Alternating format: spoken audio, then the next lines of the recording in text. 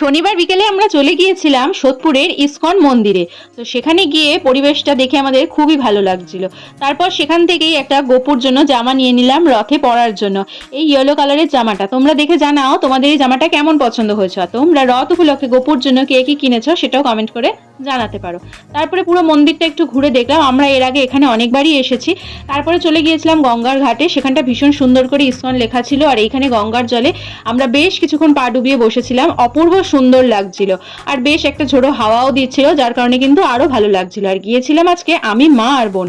আর তার পাশেই ছিল গোবিন্দাস, মানে তোমরা অনেকেই জেনে থাকবে এটা কিন্তু ইসকনেরই একটা রেস্টুরেন্ট, যেখানে কিন্তু সমস্ত আইটেমই ভেজ পাওয়া যায়। তো এখানে আমরা নিয়েছিলাম হাক্কা নুডলস, খাওয়া দাওয়া করলাম। তারপরে আমার এক আন্টির সাথেও দেখা হয়েছিল, তার সাথেও বেশ কিছুক্ষণ আমরা গল্প করলাম। আঙ্কেলের সাথে আমরা ভিডিও কলে কথা বললাম। এরপরে বাড়ি আসার পথে বোনের একটা বান্ধবীর বাড়িতে ছিল হচ্ছে বড় ঠাকুরের পুজো, সেখান থেকে আমরা প্রসাদ খেয়ে চলে এসেছিলাম বাড়ি।